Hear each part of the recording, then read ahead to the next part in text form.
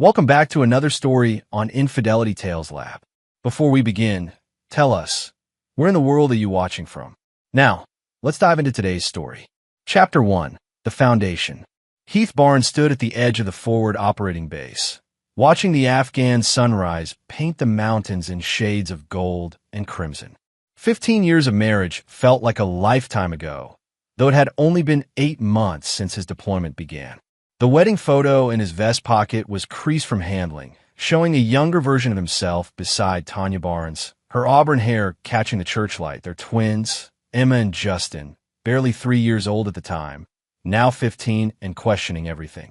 Heath had built his life like he built his military career, methodically, with purpose and absolute loyalty to those who earned it. The son of a steel worker from Pittsburgh, he'd enlisted at 18, worked his way up to Master Sergeant, specialized in intelligence operations. His mind was wired for strategy, for seeing 3 moves ahead, for understanding that information was the most powerful weapon in any arsenal. Tanya had been different when they met. A nursing student with ambitious dreams and a laugh that could light up a room. She'd said she loved his intensity, his dedication. "You're my rock, Heath," she'd whispered during those early years when money was tight and the future uncertain. They'd built something together, a house in suburbia, careers that mattered, children who were their pride. But somewhere along the way, the foundation had begun to crack. Heath noticed it in the months before deployment. The way Tanya's eyes would drift during conversations, how she'd grown distant when he talked about re-enlisting for another tour. She'd started working late more often, claiming the hospital needed extra coverage. Her phone had gained a password. Small things. But Heath Barnes didn't survive 15 years in military intelligence by ignoring small things. "Barnes," Sergeant Wiley Cooper's voice cut through the morning air. "Command wants to see you." Heath tucked the photo away and headed toward the command tent. Cooper had been his closest friend since basic training, a man who understood that brotherhood meant having each other's backs no matter what.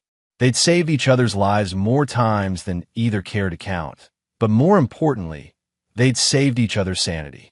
The debriefing was routine. Intelligence reports, tactical assessments, the endless bureaucracy of modern warfare. But Heath's mind kept drifting to the email he'd received that morning. Tanya had written about the twins' school activities, neighborhood gossip, her work schedule, all surface-level chatter that said nothing while filling paragraphs. It was the email of someone with secrets. After the briefing, Cooper pulled him aside. "You've been off lately, brother. What's eating at you?" Heath studied his friend's weathered face. Cooper wasn't just a soldier. He was a man who'd built a network of contacts across 3 continents, someone who could make things happen or disappear with equal efficiency. "Maybe nothing. Maybe everything. I can't shake the feeling that something's wrong at home. Women get lonely during deployments. It's natural." "Not Tanya." Heath's voice carried absolute certainty. "She's too proud, too strong. If she was just lonely, she'd tell me. This is something else." Cooper nodded slowly. "In her line of work, instincts kept you alive. What do you need?" "Information." But quietly. "I could be wrong, and if I am..." Heath let the sentence hang. "And if you're right?" Heath's expression hardened, revealing the man who'd earned respect through competence and fear through necessity. Then someone's about to learn why crossing Heath Barnes is the worst mistake they'll ever make. That evening, Heath sat in his quarters writing a letter to his children. The twins were sophomores now, old enough to understand that the world wasn't always fair, but young enough to still believe in heroes. He wrote about duty, about honor, about the importance of keeping your word even when others didn't. He wrote about consequences. 3 days later, Cooper returned with a file that changed everything. Chapter 2. The Betrayal. Tanya Barnes stood in front of her bedroom mirror, adjusting the necklace Kurt Russell had given her the week before. The emerald pendant caught the light, and for a moment, she felt beautiful again. Not like the wife of a soldier who'd been gone for 8 months, not like the mother of teenagers who barely acknowledged her existence, but like a woman desired for who she was. Kurt's hands slipped around her waist from behind, his reflection joining hers in the mirror. "You sure about tonight? We could just stay in." She leaned back against his chest, inhaling his cologne, something expensive and sophisticated that Heath would never think to wear. Emma's at soccer practice until 9. Justin's at his friend's house. We have time. Kurt Russell was everything Heath wasn't. Spontaneous where Heath was methodical, charming where Heath was intense, present where Heath was deployed. A successful real estate developer with silver at his temples and a smile that made women forget their problems. He'd swept into Tanya's life 6 months ago when she'd been at her lowest point, feeling abandoned and forgotten. "I still can't believe you're married to a soldier," Kurt murmured, pressing his lips to her neck. "You're too vibrant to be a military wife, living your life around someone else's schedule." Tanya had heard variations of this speech before, and each time it reinforced what she'd already begun to believe, that Heath had never truly seen her, never appreciated what he had. 15 years of marriage, and what did she have to show for it? A husband who chose duty over family, children who were growing up without a father figure, and a life that felt increasingly hollow. "He wasn't always like this," she said, though the defense felt automatic now. "When we were younger, he was different, more present." "People change," Kurt said, spinning her around to face him. "The question is, what are you going to do about it?" The affair had started innocently enough. Kurt had been helping her refinance the house, something Heath should have been there to handle, and their professional relationship had gradually become personal. Coffee meetings that stretched into lunch, lunch meetings that became dinners, dinners that became something Tanya hadn't felt in years, appreciated. Kurt made her feel like the most important person in the room. He remembered details about her dreams, asked about her nursing career, listened when she talked about feeling trapped in a life that no longer fit. He didn't speak in military jargon or discuss deployment schedules. He spoke about art, travel, possibilities. "I've been thinking," Kurt said, leading her to the bed that she'd shared with Heath for 10 years. "About us. About what comes next." Tanya's pulse quickened. They'd danced around this conversation for weeks, both knowing that what they had couldn't remain hidden forever. "What do you mean?" I want more than stolen moments. I want you, Tanya. Really want you. All of you." She searched his face, seeing something she'd craved for so long. Certainty. Heath lived in shades of gray, in contingency plans and tactical considerations. Kurt offered something simpler and infinitely more appealing. A choice. "He'll never give me a divorce easily," she said. "Heath doesn't lose. It's not in his nature." Kurt's expression grew serious. "Then we make it easy for him. File first, catch him off guard.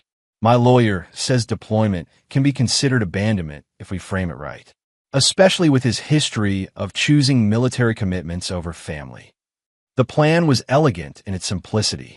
Merlin Bailey, Kurt's lawyer, had outlined a strategy that would paint Heath as an absent father who prioritized his career over his children's well-being. The deployment was just the latest example of a pattern that stretched back years.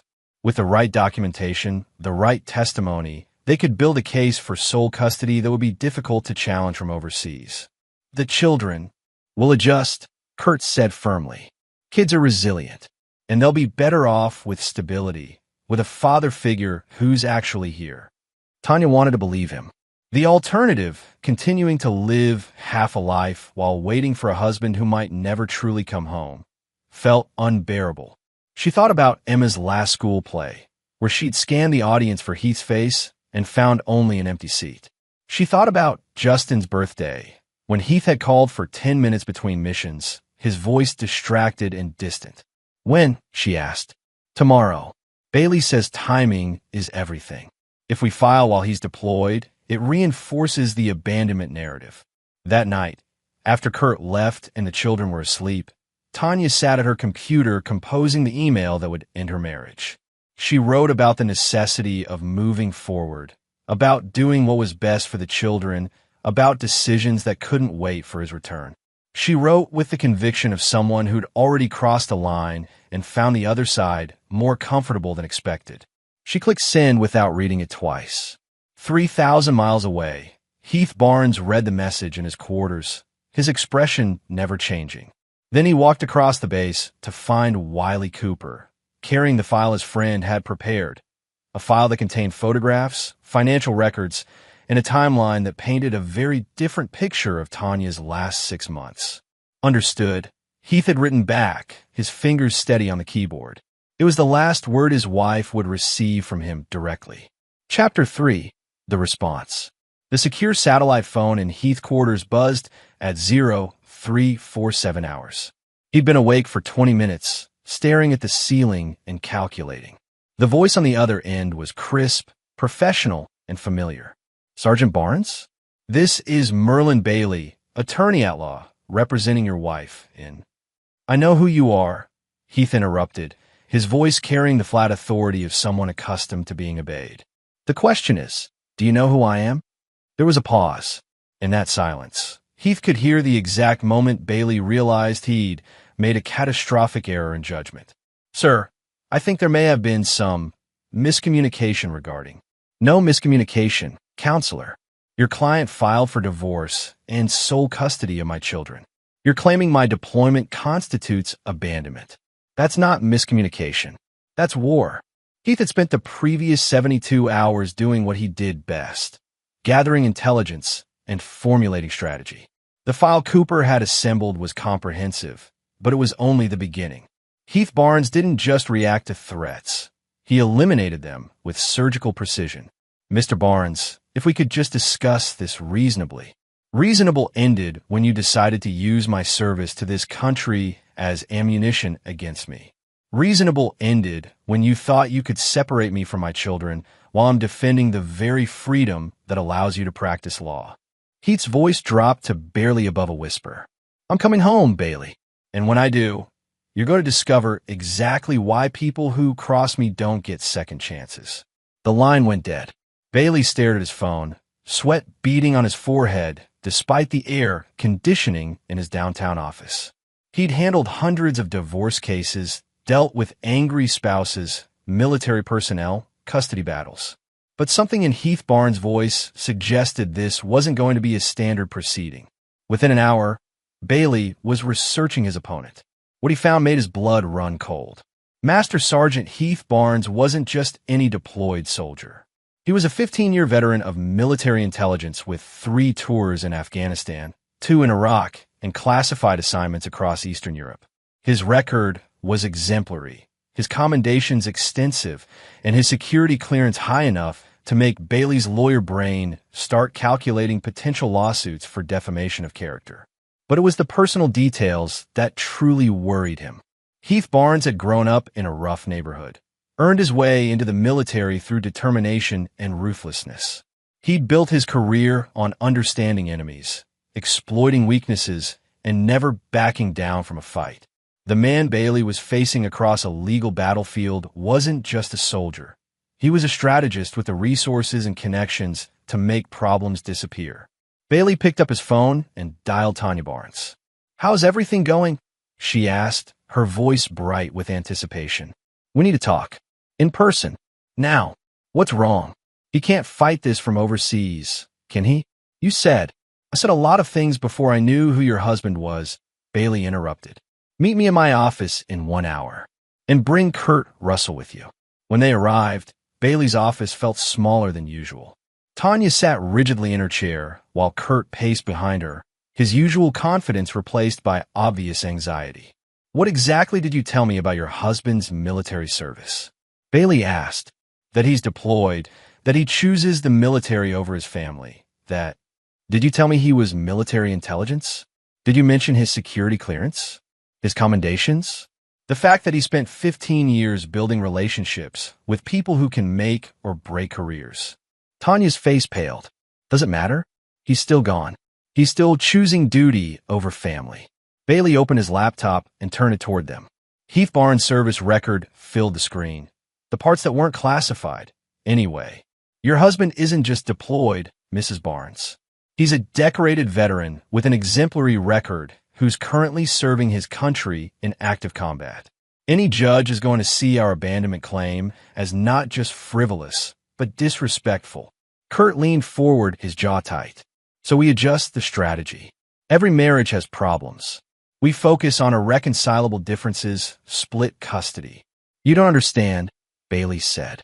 This isn't about legal strategy anymore. Your husband knows about the affair." The words hung in the air like a death sentence.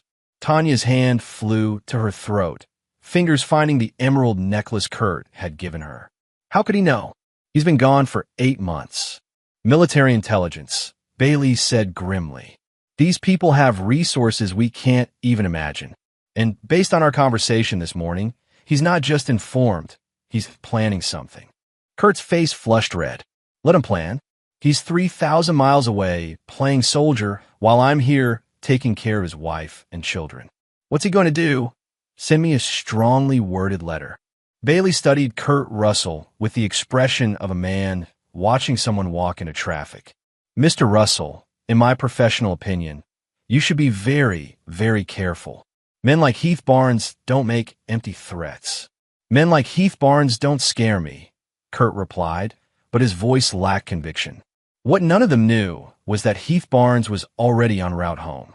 Emergency leave had been arranged through channels Bailey couldn't access, using connections he couldn't imagine. While they sat in the lawyer's office debating strategy, Heath was 30,000 feet above the Atlantic, reviewing intelligence reports and making his own plans. The hunter was coming home, and the prey had no idea what was waiting for them. Chapter 4. The Hunter Returns. Heath Barnes stepped off the plane at Denver International Airport wearing civilian clothes that couldn't hide the predatory stillness in his movements. He'd lost weight during deployment, his face leaner and harder, his eyes carrying the flat assessment of someone who'd spent months evaluating threats and eliminating them. Wiley Cooper waited in the terminal, holding a duffel bag and wearing the expression of a man about to hand someone a loaded weapon. "Welcome home, brother."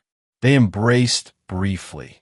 The efficient contact of soldiers who understood that sentiment was a luxury they couldn't afford. "Status report," Heath said. "Everything you need is in the bag. Documentation, surveillance photos, financial records, communications intercepts." Cooper's voice was neutral, professional. "Your wife has been busy." They walked through the terminal in silence. Two men who'd learned that words were less reliable than actions. Outside, Cooper's truck waited in the short-term parking garage. As they drove toward the city, Cooper briefed Heath with military precision. Tanya Barnes and Kurt Russell have been conducting their affair for approximately 6 months. They've been careless. Public restaurants, her house when the children are at school, his condo downtown.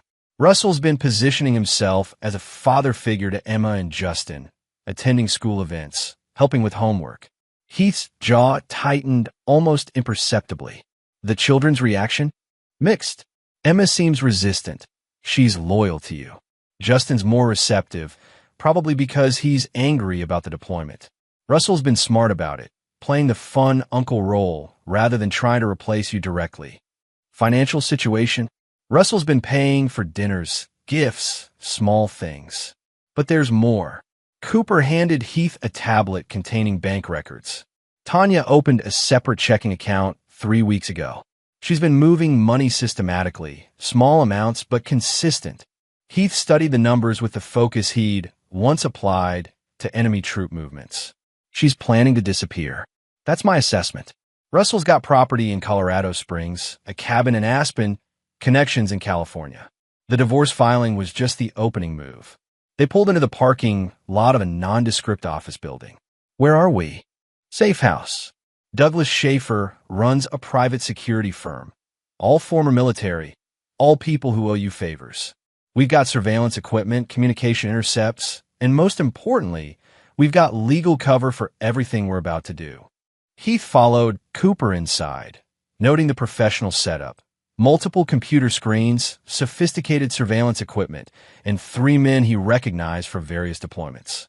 These weren't just soldiers. They were specialists in information warfare, psychological operations, and strategic planning. Douglas Schaefer stood as they entered, his presence commanding despite his civilian attire. "Sergeant Barnes, I've reviewed your situation. My assessment is that you're dealing with people who fundamentally misunderstood the nature of the conflict they've initiated. Meaning, they think this is a divorce proceeding.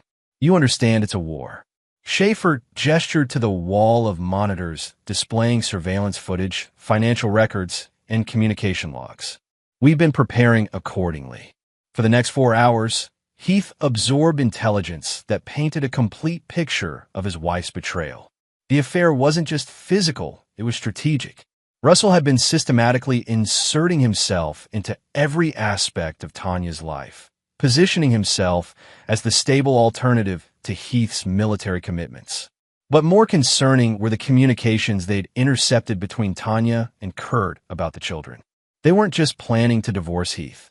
They were planning to erase him entirely. Kurt had been researching boarding schools, private academies, places where the children could be isolated from Heath's influence.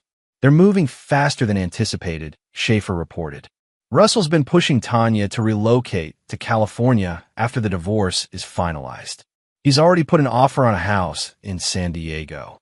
Heath set down the tablet, his expression unreadable. Timeline. Based on their communications, they expect the divorce to be finalized within 3 months. They're planning to relocate immediately afterward, claiming it's for Tanya's career opportunities. And my children would disappear into California's family court system, 3 states away from any meaningful contact with you. Heath stood and walked to the window overlooking the city where he'd built his life, where his children were growing up believing their father had abandoned them. Options. Cooper joined him at the window. We could go legal, hire better lawyers, fight the custody battle, expose the affair. Might work, might not. Depends on the judge, on how well Russell's positioned himself. Or, we remind them that crossing Heath Barnes has consequences. Heath turned back to the room, studying the faces of men who'd followed him into combat, who understood that some battles couldn't be won through conventional means. I want them to understand something very clearly. They've made the worst mistake of their lives. But I want them to reach that understanding slowly, completely, and with absolute certainty that there's no way back. Schaefer smiled, a cold expression that didn't reach his eyes. What did you have in mind? Total warfare. But surgical. Precise. They want to play games with my family, my children, my life? Then they're going to learn exactly how those games end when played against someone who wrote the rulebook. Heath Barnes had spent 15 years learning how to destroy enemies without leaving fingerprints. Now he was going to apply those skills to protecting what mattered most. The war was about to begin. Chapter 5. The Trap Closes. Kurt Russell stared at his phone, reading the text message for the 3rd time. Your loan application has been declined. Please contact your loan officer immediately. The construction project in Denver, his largest development deal, the one that would secure his financial future, was supposed to be fully funded by now. He dialed his banker, fingers drumming impatiently on his mahogany desk. Michael, it's Kurt Russell. I just got a message about my loan application being declined. There must be some mistake. The pause on the other end stretched too long. Kurt, we need to talk. In person. There have been some complications with your credit profile. Complications? My credit score is pristine. I've been banking with you for 8 years. Can you come in this afternoon? 3 o'clock. Kurt ended the call, unease creeping up his spine. In the past week, small things have been going wrong. His usual lunch reservation at Enzo's had been mysteriously canceled. His golf club membership had encountered administrative delays in renewal. His cleaning lady had suddenly become unavailable. Individual incidents, each explainable.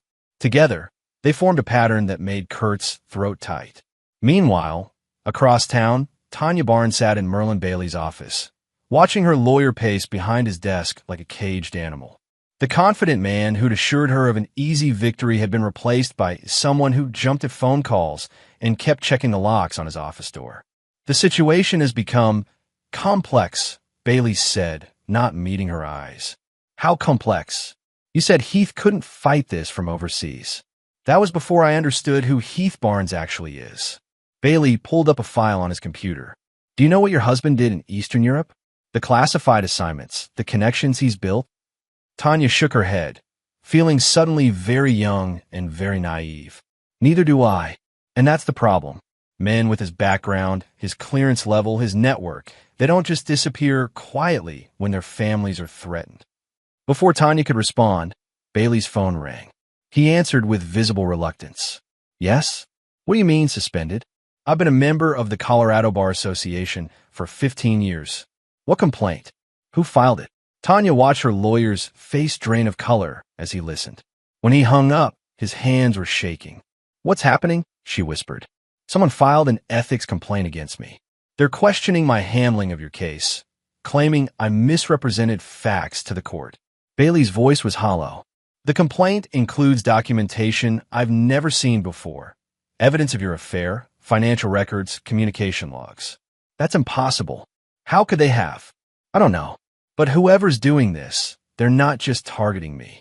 They're building a comprehensive case against both of us." At 3 o'clock, Kurt Russell sat across from his banker, watching 8 years of carefully built credit relationships crumble.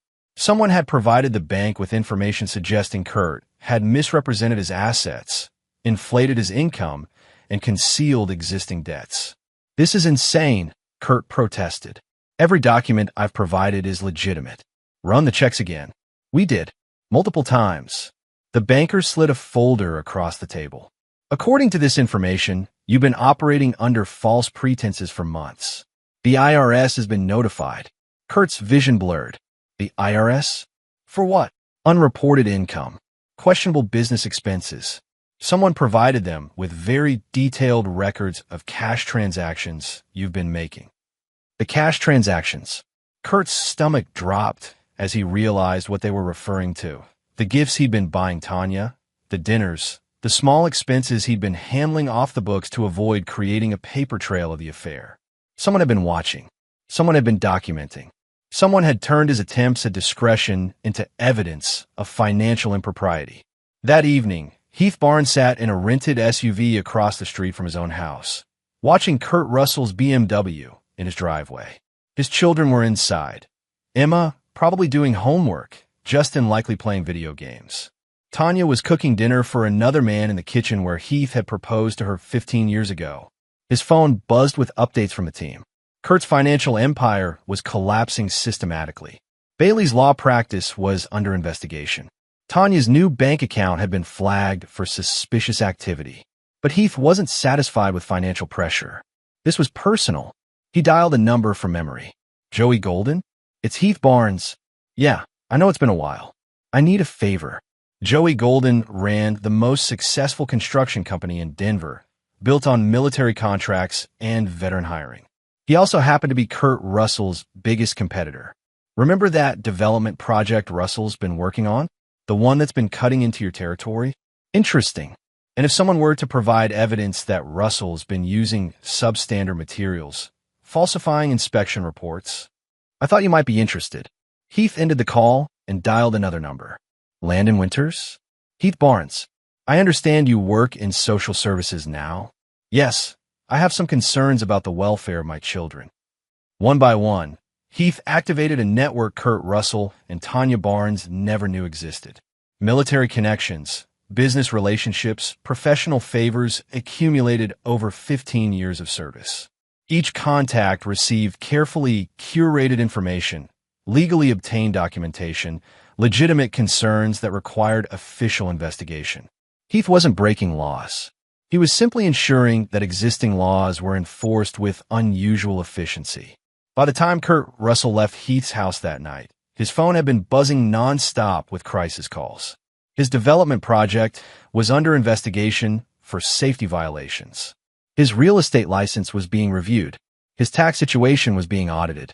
And in a cruel twist that made Heath smile for the first time in weeks, Kurt's own lawyer was now recommending he seek separate representation, because continuing to work with Merlin Bailey might constitute a conflict of interest.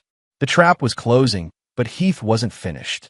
Tomorrow, he would begin the final phase, making sure Kurt Russell and Tanya Barnes understood exactly what they had lost and what it would cost them.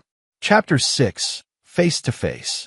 Heath Barnes stood on his own front porch for the first time in 8 months, key in hand, listening to the sounds of his family inside. Emma's laugh carried from the living room, followed by Kurt Russell's voice telling some story that made her giggle again. The sound hit Heath like a physical blow, not because his daughter was happy, but because she was happy with a man who was systematically destroying her family. He unlocked the door and stepped inside. "Dad!" Emma's voice cracked with surprise and joy as she launched herself from the couch into his arms. For a moment, The months of betrayal and planning fell away, replaced by the simple weight of his daughter's embrace. Justin emerged from the kitchen more slowly, his 15-year-old frame caught between anger and relief. Mom said you weren't coming back until next month. Plans changed, Heath said, his eyes finding Kurt Russell frozen on his living room couch like an animal caught in headlights. Seems like there have been a lot of changes around here. Tanya appeared from the kitchen, her face cycling through shock, guilt, and desperate calculation. Heath, you didn't call. We weren't expecting. I noticed. Heath's voice carried the flat calm that had made enemy combatants surrender without firing a shot. His gaze moved deliberately between his wife and the man sitting on his furniture, eating dinner with his children, wearing cologne in his house. Kurt Russell stood slowly, attempting to salvage dignity from an impossible situation. Mr. Barnes, I'm Kurt Russell. I've been helping Tanya while you were deployed. Helping. Heath repeated the word like he was testing its weight. How exactly have you been helping, Mr. Russell? The question hung in the air while everyone calculated responses. Emma looked confused, sensing undercurrents she didn't understand. Justin's expression was harder, more knowing. He'd figured out at least part of what was happening. Dad, Emma said, tugging on Heath's sleeve. Kurt's been taking me to soccer practice, and he helped Justin with his history project, and he fixed the washing machine when it broke. Each word was a knife twist, not because of what Kurt had done, but because Heath hadn't been there to do those things himself. This was the subtle cruelty of the affair, not just sexual betrayal, but the systematic replacement of Heath's role in his children's lives. That was thoughtful of him, Heath said, his tone giving nothing away. I'm sure Mr. Russell has been very invested in this family's well-being. Kurt's face flushed red. Look, Barnes, I know this is awkward, but... Awkward? Heath's eyebrows rose slightly. Mr. Russell, my wife filed for divorce and sole custody while I was serving my country. She claimed my deployment constituted abandonment of my children. You've been playing house with my family in my absence, and you think this is awkward? The temperature in the room seemed to drop 10 degrees. Emma stepped closer to Heath, suddenly afraid. Justin crossed his arms, watching the standoff with the intensity of someone learning how men handle crisis. Heath, Tanya said, her voice strained. We should talk privately. No, the word was absolute. We're done with private conversations. We're done with secrets. Your boyfriend and I are going to have a chat right here, in front of the children whose lives he's been planning to reorganize. Kurt straightened, trying to project authority he didn't possess. I won't be threatened in front of children. Heath smiled, a cold expression that made Kurt take an involuntary step backward. Mr. Russell, if I were threatening you, you'd know it. This is conversation. Adult conversation about adult consequences. Heath, please. Tanya stepped between them. Kurt didn't know about the divorce filing. I made that decision on my own. Is that true, Mr. Russell? You had no knowledge of the legal proceedings designed to separate me from my children? Kurt's jaw worked silently. He'd been caught in a lie, and everyone in the room knew it. I thought so. Heath turned to his children. Emma, Justin, go to your rooms. Your mother and Mr. Russell and I need to discuss some grown-up matters. But Dad, now. The authority in Heath's voice brooked no argument. His children obeyed because they recognized something in their father's tone that demanded respect. The voice of a man who'd commanded soldiers in combat, who'd made life-and-death decisions under pressure. Once they were alone, Heath walked to the mantel where family photos displayed 15 years of marriage, birthdays, holidays, milestones. He picked up their wedding photo, studying it like he was seeing it for the first time. Do you remember your vows, Tanya? For better or worse, in sickness and in health. I don't recall an exemption from military deployment. Things change, Heath. People change. You've been gone 8 months. I've been gone 8 months defending the freedom that allows your boyfriend to run his real estate business, your lawyer to practice law, and your children to sleep safely at night. He set down the photo and faced them both. And in 8 months, you decided to erase me from their lives. Kurt found his voice. You were never there anyway. Even before the deployment, you chose the military over family. Tanya deserves better. Heath nodded slowly. You're absolutely right, Mr. Russell. My wife deserves better. She deserves a husband who keeps his promises, who honors his commitments, who doesn't sneak around behind her back. His eyes moved to Tanya. Just like my children deserve a mother who doesn't lie to them about why their father isn't coming home. We were going to tell them. When? After you'd move them to California? After you'd enroll them in schools where I'd never find them? After you'd convinced them their father abandoned them? The color drained from Tanya's face. How did you know about California? About the house in San Diego? About the boarding schools you've been researching? Heath's smile was razor sharp. Tanya, I spent 15 years learning how to find people who don't want to be found. Did you really think you could hide from me? Kurt stepped forward, his face red with anger and fear. What the hell is that supposed to mean? Heath studied him with the detached interest of a scientist examining a specimen. It means, Mr. Russell, that you've made a series of very poor decisions. And now you're going to live with the consequences. Chapter 7. The Reckoning Begins. The next morning, Kurt Russell's phone rang at 5:47 a.m. Half asleep, he answered without checking the caller ID. Mr. Russell? This is Detective Sammy Thornton with Denver PD. We need you to come in for questioning regarding allegations of fraud and harassment. Kurt sat up in bed, instantly awake. What allegations? I haven't done anything. Sir, we've received documentation suggesting you've been engaging in stalking behavior, financial harassment, and potentially contributing to the delinquency of minors. Can you come in this morning? Kurt's mouth went dry. This is insane. Who filed these charges? We'll discuss everything when you come in. Can you be here by 9? After the detective hung up, Kurt's hand shook as he dialed Merlin Bailey's office. The call went straight to voicemail. Due to ongoing legal proceedings, this office is temporarily closed. If this is an emergency, please contact. Kurt threw his phone across the room. Meanwhile, Tanya sat in her car outside Emma's school, reading the letter that had been delivered to her workplace that morning. The hospital administrator wanted to meet with her immediately regarding concerns about professional conduct and potential violations of patient privacy. Her hands trembled as she read. Someone had reported that Tanya had been accessing patient records without authorization, using hospital computers for personal business, and taking excessive personal time during work hours. All technically true. She'd been researching divorce attorneys during breaks, using the hospital's internet to communicate with Kurt, and yes, she looked up Heath's medical records to see if there was anything she could use in the custody battle. Individual minor infractions that, when compiled and presented professionally, painted a picture of someone who couldn't be trusted with patient information. Her phone buzzed with a text from an unknown number. Check the mailbox at home. Tanya drove home with growing dread. In the mailbox, she found copies of financial documents she'd never seen before. Bank statements, credit reports, transaction records that showed every gift Kurt had given her, every dinner he'd paid for, every expense that could be interpreted as a married woman accepting financial support from a man who wasn't her husband.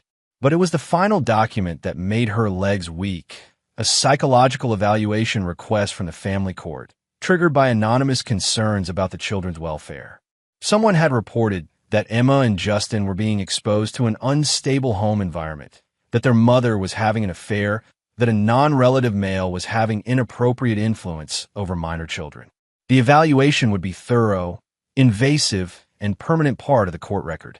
Heath Barnes sat in his truck outside Kurt Russell's office building, watching chaos unfold through binoculars. Police cars, investigators, former employees leaving with boxes of personal items. Kurt's real estate empire was collapsing with surgical precision. Joey Golden's construction company had provided evidence of Kurt's substandard building practices. The IRS had found irregularities in his tax filings. The state licensing board was investigating complaints about his professional conduct. Each investigation was legitimate, triggered by real evidence, conducted by professionals doing their jobs. Heath's phone rang. Target acquired, came Wiley Cooper's voice. Status: Russell just left the police station. He's panicked, making calls, driving erratically. Should I maintain surveillance? Negative. Let him sweat. What about Tanya? She's at the hospital meeting with administrators. Preliminary reports suggest they're considering suspension pending investigation. Heath nodded with satisfaction. And the children? Emma's at school, unaware. Justin's asking questions. He's smart enough to know something's happening. Keep them protected. None of this touches them directly. Heath ended the call and drove to the elementary school, where he'd attended parent-teacher conferences, watched Christmas plays, cheered at field days. The principal, Mrs. Clarissa Dixon, had known Heath for 10 years, had seen him juggle military duty with fatherhood, had witnessed his dedication to his children's education. "Mr. Barnes," she said, embracing him warmly. "Welcome home. I heard about the situation at home. How are you holding up?" "I'm managing. I wanted to discuss the children's stability during this difficult time." For the next hour, Heath painted a careful picture, a devoted father trying to protect his children from an increasingly unstable home environment. He provided documentation of Tanya's affair, Kurt's involvement with the children, the legal proceedings that could uproot Emma and Justin from their schools, their friends, their community. "My greatest concern," Heath said, "is that the children are being used as pawns in adult conflicts they don't understand. I want to ensure their best interests are protected." Mrs. Dixon nodded gravely. "What are you requesting?" "Monitoring. Documentation. If anyone tries to remove my children from the school district, for any reason, I want to be notified immediately." That afternoon, Kurt Russell sat in his empty office, staring at foreclosure notices, investigation letters, and legal documents that would take months to resolve, if they could be resolved at all. His phone had stopped ringing because there was no one left to call. His lawyer was under investigation. His business partners were distancing themselves. His credit was destroyed. He thought about running, disappearing, starting over somewhere else. Then he thought about Heath Barnes' cold eyes and realized running wouldn't help. This wasn't random bad luck or coincidental investigations. This was targeted, systematic destruction by someone who understood exactly how to dismantle a life without leaving fingerprints. Kurt picked up his phone and dialed the only number that mattered. "Tanya? We need to talk. Now." But when Tanya answered, her voice was hollow with defeat. "It's over, Kurt. Everything's falling apart. He knows. He's known all along. Then we fight back. We hire better lawyers, With what money? My bank accounts are frozen pending investigation. You're broke. Bailey's practice is shut down." Tanya's laugh was bitter. "He didn't just beat us. He erased us." Kurt stared out his office window at the city where he'd built his reputation, his wealth, his future. All of it gone because he'd underestimated a soldier's capacity for strategic warfare. "What do we do now?" "Now." Tanya's voice was barely a whisper. "Now we face the consequences." Chapter 8. The Price of Betrayal. Heath Barnes stood in the kitchen of his home, making coffee at 6 a.m. while reviewing the final phase of his campaign. Emma and Justin were still asleep upstairs, blissfully unaware that their mother had spent the previous night at a hotel because the house was now considered a potential crime scene, pending investigation into financial irregularities. The investigation was legitimate. Someone had reported concerns about assets being hidden during divorce proceedings, community property being misappropriated, and potential fraud involving joint accounts. All concerns that required official review, all triggered by anonymous tips backed by irrefutable documentation. Tanya's life was unraveling with the same methodical precision Heath had once applied to enemy targets. Her nursing license was under review for ethics violations. Her credit was destroyed by the financial investigation. Her reputation in the community, built over 15 years of marriage to a respected military veteran, was being systematically dismantled by her own documented choices. But Heath wasn't finished. His phone buzzed with a text from Douglas Schaefer. Package delivered. Heath smiled, remembering Kurt Russell's arrogance, his assumption that a deployed soldier posed no threat to his comfortable civilian life. Kurt was about to learn exactly how naive that assumption had been. Across town, Kurt Russell sat in his luxury condo, staring at legal documents that had been delivered at dawn. A civil lawsuit filed by 3 different clients, claiming he defrauded them on construction projects. Each lawsuit backed by evidence Kurt couldn't deny, because the evidence was real. Heath's team hadn't manufactured crimes. They'd simply ensured that Kurt's existing corners cutting, his casual disregard for building codes, his pattern of promising more than he delivered, all received simultaneous professional scrutiny. Kurt's phone rang. His insurance company. "Mr. Russell, we're calling to inform you that your professional liability coverage is being canceled effective immediately. The number of claims filed against you exceeds our risk tolerance. You can't just cancel." "Actually, sir, we can. It's in your contract. Section 14 covers situations involving criminal investigation or professional misconduct allegations." Kurt hung up and immediately dialed his accountant, only to discover that his business accounts had been frozen pending the fraud investigation. His assets were locked, his credit destroyed, his professional reputation in ruins. But the cruelest blow came in the afternoon, when his phone rang with a call from Emma Barnes. "Kurt." Her voice was small, confused. "My dad said you've been lying to us. About Mom, about the divorce, about why he had to go away. Is that true?" Kurt closed his eyes, understanding that this was Heath's masterstroke, not just destroying Kurt's life, but ensuring his children understood exactly who was responsible for their family's destruction. "Emma, sweetheart, it's complicated. Dad showed us pictures of you and Mom at restaurants holding hands. He said you were trying to steal us away from him." Emma's voice broke. "He said you wanted to take us to California so he'd never see us again." "That's not. We weren't trying to." Kurt struggled for words that might salvage something, anything. "I care about you and Justin. I was just trying to help. By lying? By sneaking around? By making Mom lie to us about Dad." Kurt realized he had no answer that would make things worse. Heath had positioned this perfectly. Kurt wasn't just the man who'd broken up their family. He was the man who deceived them, manipulated them, used them as weapons against their own father. "Emma, I'm sorry. I never meant for anyone to get hurt. But we did get hurt. Mom's crying all the time now. Dad looks angry and sad. And Justin won't even talk to you anymore." Emma's voice hardened with a maturity beyond her 15 years. "Dad says people who betray families don't get second chances." The line went dead. That evening, Tanya sat across from Heath in a restaurant where they'd celebrated their 5th anniversary. The irony wasn't lost on either of them, returning to the scene of happier times to negotiate the terms of their divorce. "You destroyed him," Tanya said, her voice hollow. "No," Heath replied calmly. "I exposed him. Kurt Russell destroyed himself through choices he made. I simply ensured those choices had appropriate consequences. His business is gone. His reputation is ruined. The police are investigating him for fraud. All legitimate investigations based on his actual conduct. I didn't fabricate evidence, Tanya. I just made sure existing evidence was properly reviewed." Tanya stared at her untouched coffee. "And me? What did I do to deserve having my life dismantled?" Heath leaned forward slightly.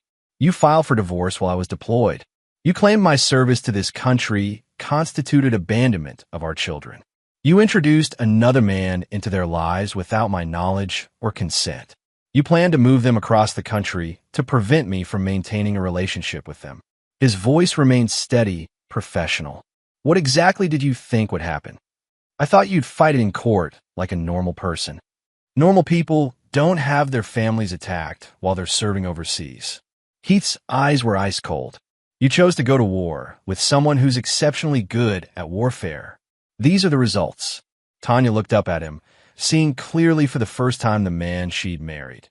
Not the absent husband she'd convinced herself he'd become, but the strategic, unforgiving, utterly competent soldier who'd earned respect through strength and fear through necessity. "What happens now?" Heath slid a folder across the table. "Divorce agreement. You sign it, this ends. You fight it, this continues." Tanya opened the folder, scanning terms that were harsh but not vindictive. She would receive the house, spousal support, and shared custody, but only if she remained in Colorado, agreed to all travel restrictions regarding the children, and submitted to regular evaluations to ensure their stability. And Kurt Russell is no longer your concern. As of today, if you have any contact with him, any contact at all, the agreement is void and the investigations continue. Heath's expression was granite. "He played games with my family. Now he gets to live with the consequences for the rest of his life." Tanya stared at the papers, understanding that she was reading her surrender terms. "You'll never forgive me, will you?" "No," Heath said simply. I don't forgive betrayal. I don't forget when someone tries to steal my children. And I don't give second chances to people who mistake my absence for weakness. Tanya signed the papers with shaking hands, officially ending 15 years of marriage and any hope of redemption. As they left the restaurant, Heath felt no satisfaction, no victory, only the cold completion of a necessary mission. He'd protected his children, secured his relationship with them, and ensured that those who betrayed him understood the permanent consequences of their choices. The war was over. Heath Barnes had won. But winning, he realized, felt nothing like he'd expected. Chapter 9. No Forgiveness. 6 months later, Heath Barnes sat in the bleachers watching Emma's soccer game, surrounded by other parents who treated him with the respectful distance reserved for local legends. The story of his return, the swift destruction of his wife's affair, and the methodical dismantling of Kurt Russell's life had become community folklore, a cautionary tale about the dangers of crossing certain lines. Emma scored the winning goal and looked directly at Heath in the stands, her smile radiant with the confidence of a child who knew her father would always be there when it mattered. Justin sat beside Heath, no longer the angry teenager who'd resented the deployment, but a young man who'd learned hard lessons about loyalty, consequences, and the price of betrayal. After the game, Emma ran to Heath with grass stains on her uniform and victory in her eyes. Did you see that goal, Dad? I saw it. Perfect form, excellent positioning. Heath hugged his daughter, marveling at how quickly children could recover from trauma when the adults in their lives provided stability and truth. Can we get ice cream? Please. Of course. Justin, you coming? His son nodded, but Heath noticed the way Justin's eyes scanned the parking lot, looking for threats, evaluating faces, unconsciously mimicking the hypervigilance Heath had taught him through example. The boy had learned that the world contained predators, but also that some people were worth following into battle. As they walked toward Heath's truck, a familiar voice called out behind them. Heath, can we talk? He turned to see Tanya approaching, wearing scrubs from her new job at a clinic across town, the only medical facility willing to hire her after the nursing board investigation. She looked older, worn down by months of consequences and social isolation. Mom! Emma started toward her, but Heath's gentle hand on her shoulder stopped her. Emma, Justin, get in the truck. I'll be right there. His children obeyed without question, understanding the dynamics that now govern their family.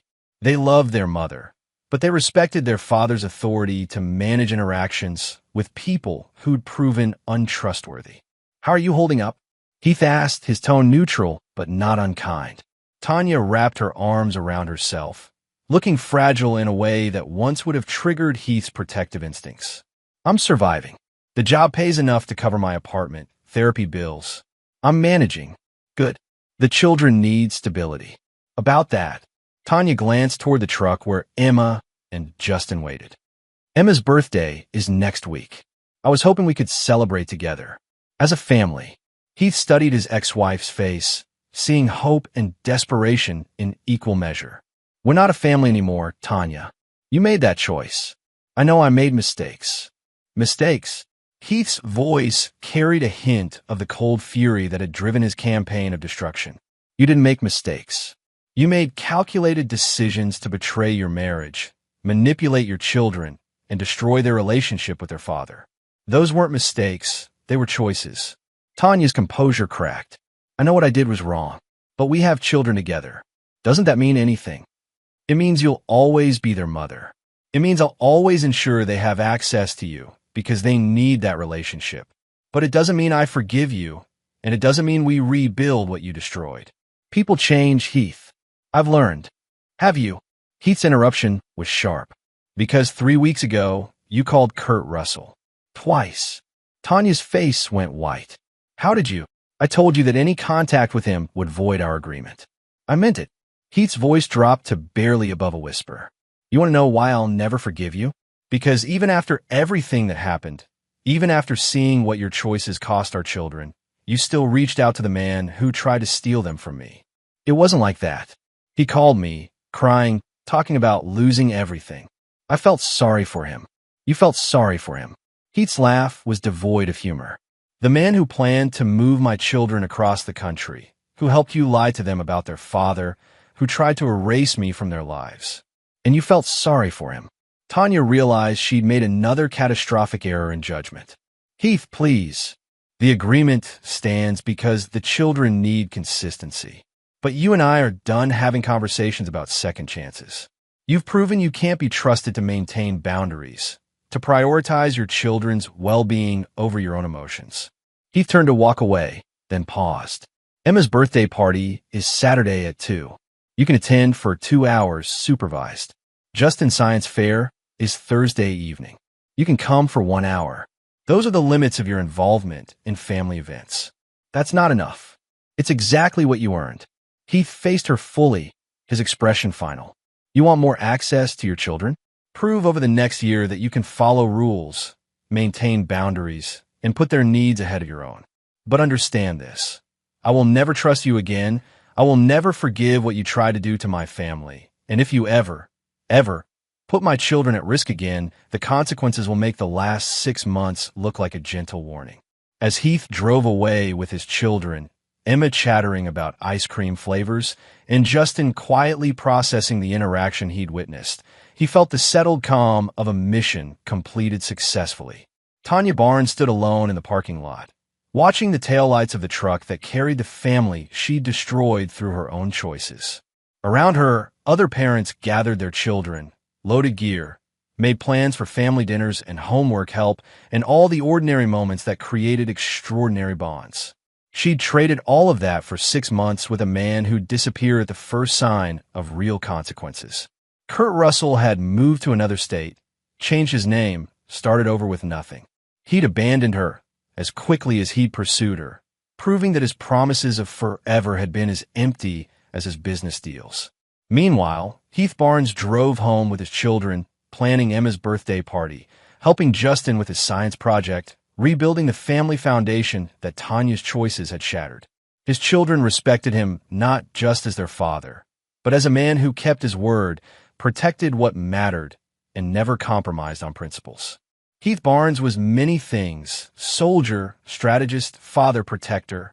But he was not, and would never be, a man who gave second chances to people who betrayed the sacred trust of family. Some lines, once crossed, erased the possibility of redemption forever.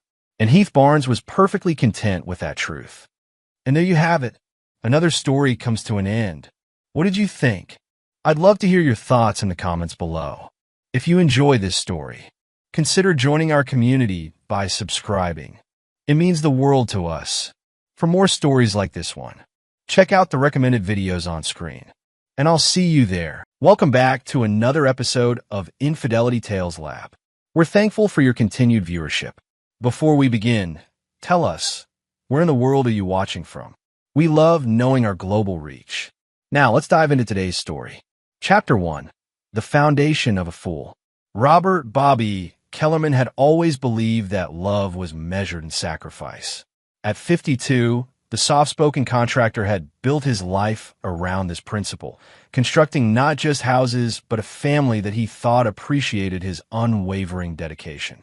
His calloused hands, weathered from decades of honest work, had provided everything his wife Linda and son Travis ever wanted. The Kellerman family lived in Millbrook Heights, a middle-class neighborhood where Bobby's construction business had earned him respect among neighbors. He wasn't wealthy, but he was reliable, the kind of man who would give his last dollar to help someone he loved. His wife Linda, 47 with platinum blonde hair and a taste for design and knockoffs, had grown comfortable with Bobby's generous nature over their 23 years of marriage. Travis, their 25-year-old son, had inherited his mother's sense of entitlement without any of his father's work ethic. After dropping out of college twice, he'd spent the last 3 years bouncing between part-time jobs while living rent-free in Bobby's basement. Despite his failures, Bobby continued to support him, believing that unconditional love would eventually guide his son toward success. The trouble began 6 months ago when Travis announced his engagement to Rebecca Morrison, a 23-year-old social media influencer with 30,000 followers and dreams bigger than her income. Becca was everything Travis thought he deserved: beautiful, ambitious, and expensive. She had long auburn hair, green eyes, and a smile that could charm money from a miser's wallet. "Dad, we want a real wedding," Travis had said over dinner that night, his arm around Becca as she scrolled through Pinterest boards filled with chandelier-lit ballrooms and five-tier cakes. Nothing cheap or embarrassing. Becca's followers will be watching everything. Bobby had looked at his son's earnest face and felt a familiar tug of paternal obligation. "How much are we talking about, son?" "$35,000 should cover it," Becca chimed in sweetly, showing him photos of her dream venue. "The Grandview Manor. It's where all the influencers get married." Linda nodded approvingly. "Robert, the boy deserves a nice wedding. We can't have people thinking we're cheap." Bobby's construction business was steady but not lucrative. $35,000 was nearly half his annual profit, but looking at his son's hopeful expression, he couldn't say no. "All right," he said quietly. "I'll make it work." That decision marked the beginning of Bobby's financial fast. He cut his grocery budget to $10 a week, living on ramen noodles and peanut butter sandwiches. He canceled his cable, sold his fishing boat, and took on extra weekend jobs to save every penny. When Linda complained about their reduced lifestyle, he simply worked longer hours. "You're never home anymore," Linda would say, though she spent her days shopping for the wedding with Becca, using Bobby's credit cards for essential purchases. "I'm doing this for Travis," Bobby would reply, exhausted after 14-hour workdays. It's his big day. What Bobby didn't know was that his sacrifices had become a source of entertainment for his family. Linda had grown closer to Becca over the wedding planning, bonding over their shared view of Bobby as an endless ATM machine. They developed a routine of mocking his frugal meals and desperate attempts to save money, treating his devotion as both pathetic and useful. Meanwhile, Travis had found validation in Becca's attention and her friends' admiration for his generous family. He never mentioned that his father was eating ramen while paying for their champagne dreams, preferring to let people assume the money came easily. Dr. Michael Hendricks entered the picture 3 months into the wedding planning. The 40-year-old orthopedic surgeon was Linda's new patient. She'd started visiting his clinic for chronic back pain that conveniently required weekly appointments. Tall, distinguished, and recently divorced, Michael represented everything Linda felt she'd missed by marrying a simple contractor. Their affair began with coffee after appointments, progressed to lunch dates, and eventually became passionate encounters in Michael's downtown condo. Linda told Bobby she joined a book club that met twice a week, explaining her absences with elaborate stories about discussing romance novels with other housewives. Michael was intrigued by Linda's situation. A successful surgeon who enjoyed the finer things, he found her stories about Bobby's penny-pinching both amusing and contemptible. "Why do you stay with him?" he'd ask during their afternoons together. "He's useful," Linda would reply, admiring her reflection in Michael's bathroom mirror. "He'll pay for anything if you know how to ask." But after Travis's wedding, maybe it's time for changes. Neither Linda nor Michael realized that Bobby's neighbor, Mrs. Henderson, had been watching Linda's unusual schedule with growing suspicion. The elderly widow had always liked Bobby and noticed how thin he'd become while his wife seemed happier than ever. Chapter 2. Threads Unraveling. Bobby's dedication to the wedding became an obsession that consumed every aspect of his life. He'd wake at 4 a.m. to start work early, maximize his billable hours, and return home after dark to find Linda and Becca giggling over wedding magazines in the living room. The house always smelled of takeout, Chinese food, pizza, or Thai cuisine that cost more than Bobby's weekly grocery budget. "Dad, you look terrible," Travis observed one evening, though his tone carried more annoyance than concern. "You're embarrassing us." Becca's friends are starting to ask questions. Bobby caught his reflection in the hallway mirror. Hollow cheeks, exhausted eyes, clothes hanging loose on his shrinking frame. "I'm fine, son. Just working hard for your special day." Becca smiled, that practiced influencer smile. "Mr. Kellerman, you're so sweet. This wedding is going to be absolutely perfect. My followers are going to die when they see the photos." The wedding expenses kept climbing. First came the upgraded floral arrangements, an additional $3,000 because Becca decided roses were too basic. Then the custom lighting package for better photos, another $2,000. Each new expense meant more ramen dinners and longer workdays for Bobby. Linda had grown bolder with her affair, sometimes returning from her book club with the scent of expensive cologne clinging to her clothes. She'd started dropping hints about wanting more excitement in her life, mentioning divorced friends who were living their best lives and traveling to exotic destinations. Maybe after the wedding, we should think about taking a cruise, she suggested one night as Bobby calculated their debt on his laptop. Linda, we'll be broke for years after this wedding, Bobby replied without looking up. Maybe when business picks up, she sighed dramatically. You never want to do anything fun anymore, Robert. It's like you've given up on living. Meanwhile, Travis and Becca had settled into their roles as entitled royalty. They'd moved their planning sessions to coffee shops and restaurants, using Bobby's credit cards to fund their daily outings while discussing their future with casual cruelty. Your dad's so desperate to please everyone, Becca observed during one of their cafe meetings. It's actually kind of sad. He's always been like that, Travis replied, scrolling through his phone. Mom says he'll sacrifice anything to avoid conflict. Makes him easy to manipulate. Their friend Jake Morrison, Becca's older brother, had recently returned from Los Angeles with tales of startup success and venture capital. The 28-year-old had convinced himself he was destined for greatness despite a track record of failed businesses and mounting debt.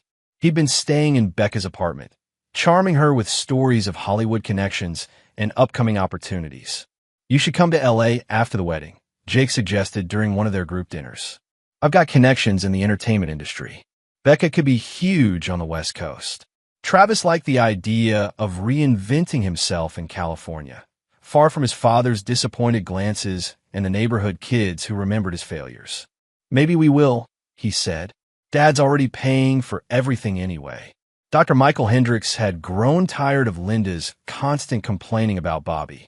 Initially, her stories about her husband's frugality had amused him, but after months of hearing the same complaints, he'd begun to see Linda's true nature: selfish, entitled, and utterly without loyalty. When are you going to leave him? Michael asked during one of their encounters. You talk about wanting a better life, but you won't take any steps toward it. Linda hesitated. She enjoyed the affair's excitement, but Bobby's steady income provided security that Michael's interest might not. After the wedding, she promised. Once Travis is settled, I'll be ready to start over. Mrs. Henderson had seen enough. The elderly woman had watched Linda's suspicious behavior for weeks, noting the time she left and returned, the way she checked her appearance before going to her book club, and the general air of deception that surrounded her activities. One afternoon, while Bobby was at work, Mrs. Henderson made her decision. She walked across the street and knocked on the Kellerman's door. Linda, dear, she said when Linda answered, looking slightly flustered, I was wondering about that book club of yours. I've been looking for something to do with my evenings, and it sounds wonderful. Linda's face went pale. Oh, Mrs. Henderson, it's a very specific group. We read very particular types of books. Romance novels, mostly. Very adult themes. How perfect. Mrs. Henderson smiled innocently. I do love a good romance. Where do you meet? I'd love to join. Linda stammered through increasingly implausible explanations until Mrs. Henderson smiled knowingly and left. The old woman had her confirmation. Linda Kellerman was lying about her twice-weekly absences, and poor Bobby deserved to know the truth. Chapter 3. The Sound of Truth. The morning of the final payment delivery, Bobby stood in his kitchen eating his breakfast of instant oatmeal and black coffee. The check in his wallet represented his last savings, borrowed money from his retirement account, and a second mortgage on their house. $35,000. Everything he had and more, invested in his son's happiness. Linda had already left for her book club, kissing his cheek with unusual enthusiasm. The wedding's going to be beautiful, Robert. Travis is so lucky to have a father like you. Bobby smiled, feeling a rare moment of satisfaction. Despite the sacrifice, he'd kept his promise. His son would have the wedding of his dreams, and maybe afterward, they could rebuild their financial stability together. The drive to Travis's apartment took 20 minutes through morning traffic. Bobby had called ahead to arrange the meeting, wanting to present the final payment check personally. This was his moment. the culmination of months of sacrifice that would finally earn his son's respect and gratitude. He climbed the stairs to Travis's second-floor apartment, mentally rehearsing a little speech about family, commitment, and the importance of building a strong marriage. The door was slightly ajar when he reached the landing, and he could hear voices inside. Travis, Becca, and someone else laughing about something. Bobby raised his hand to knock when he heard his son's voice clearly. "My dad's such a loser. He'll pay for anything if you guilt-trip him enough." The words hit Bobby like a physical blow. He froze, his hands suspended inches from the door. Becca's giggle followed. "Your mom said he's been eating ramen for weeks just to afford our dream wedding." Bobby's heart hammered as he recognized the third voice. Jake Morrison, Becca's brother, joining their laughter. "He's so desperate to be loved. It's actually pathetic." "The man sold his fishing boat," Travis continued, his voice filled with mock sympathy. "His precious boat that he used every weekend.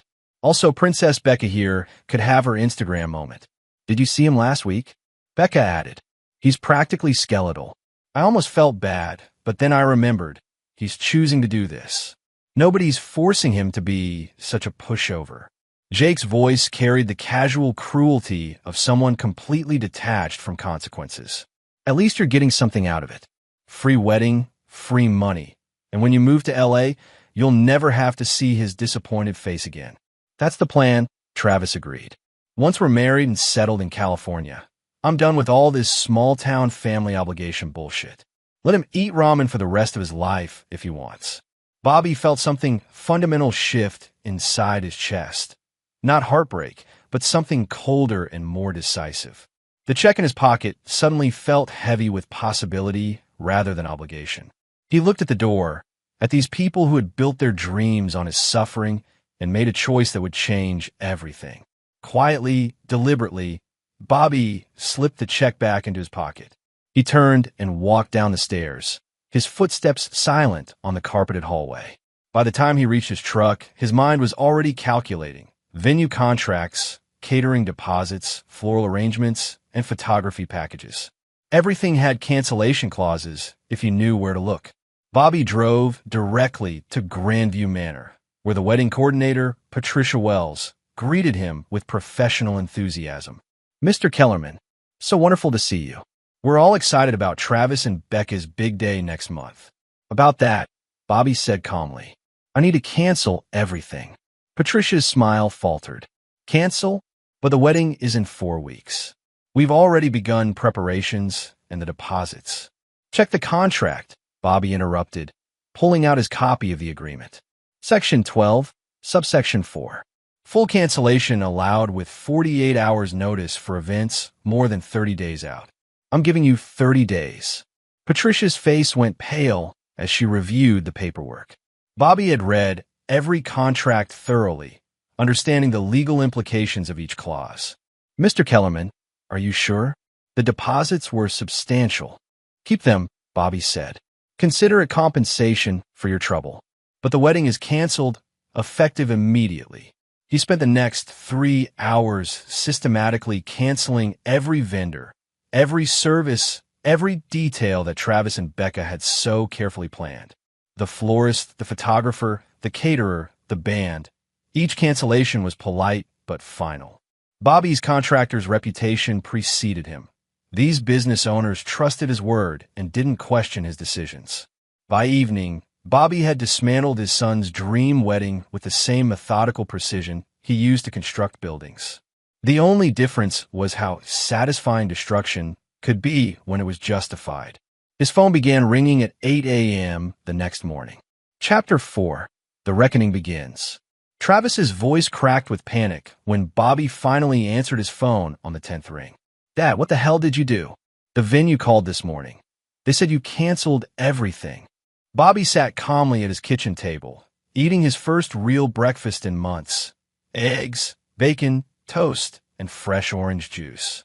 The silence on the phone stretched as Travis waited for explanation, apology, or justification. "I heard you yesterday," Bobby said finally, his voice carrying a tone Travis had never heard before. "At your apartment. You, Becca, and her brother having a good laugh about your old man." The silence deepened. Bobby could practically hear Travis's mind racing, trying to calculate damage control strategies. Dad, listen, we were Just what? Bobby's voice remained eerily calm. Just joking about how I'm eating ramen, so your princess can have her Instagram moment? Just laughing about how pathetic I am for loving my son enough to sacrifice everything. It wasn't like that. It was exactly like that. Bobby took a sip of his coffee, savoring the taste of something he'd denied himself for months. $35,000, Travis. That's what I've spent on your wedding. You want to know how I raised that money? Travis said nothing. I mortgaged our house, cleaned out my retirement account, sold everything I owned that had any value. I've been eating one meal a day for 4 months, so you could have your dream wedding. And you think I'm a desperate loser. Dad, please. The wedding's canceled, Bobby said flatly. Every vendor, every service, every single detail you and your fiancé spent months planning. Gone. Travis's voice rose to near hysteria. You can't do this. People are coming from all over the country. Becca's family, her friends. Everyone will know we've been humiliated. Should have thought about that before you decided to humiliate me. Bobby hung up and turned off his phone. For the first time in months, he felt genuinely hungry. Not the desperate hunger of enforced poverty, but the satisfied hunger of a man who'd earned his appetite. The next call came to the house phone an hour later. Linda's voice was shrill with panic. Robert, what have you done? Travis is beside himself. You've embarrassed the entire family. I've embarrassed the family? Bobby laughed, and the sound sent chills down Linda's spine. She'd never heard her husband laugh like that. Cold, bitter, and completely without warmth. Tell me, Linda, how's your book club? Linda's sharp intake of breath confirmed what Bobby had suspected. Mrs. Henderson had visited him the previous evening, her elderly face creased with concern and righteous anger. She told him about Linda's suspicious behavior, the lies about book clubs, and her growing certainty that Linda was having an affair. I don't know what you're talking about, Linda said weakly. Dr. Michael Hendricks, Bobby said simply. Orthopedic surgeon, downtown Medical Plaza, Tuesday and Thursday afternoons. The phone went dead. Becca arrived 30 minutes later, bursting through the front door without knocking. Her perfectly styled hair was disheveled, her Instagram-ready makeup streaked with tears. Mr. Kellerman, please. You have to understand, Travis didn't mean those things. He was just showing off for Jake. Bobby looked at her with the same expression he might give a particularly annoying insect. Get out of my house. But the wedding? There is no wedding. My family's already bought plane tickets. My dress cost $3,000. My followers. Your followers? Bobby stood up slowly, and something in his posture made Becca step backward. You're worried about your social media followers? It's my career. You don't have a career. You have a hobby that depends on other people's money. And this particular source of funding just dried up. Becca's true nature emerged as her panic grew. You can't do this to us. We've planned everything. We deserve this wedding. You deserve exactly what you've earned, Bobby replied, which is nothing. After she left, Bobby made himself lunch, his first midday meal in months. He was cutting into a sandwich when Jake Morrison knocked on his door, his startup swagger replaced by desperate calculation. Mr. Kellerman, we need to talk, Jake said, pushing past Bobby into the living room.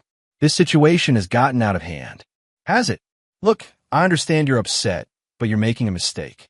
Becca and Travis love each other, and you're destroying their happiness over some stupid misunderstanding.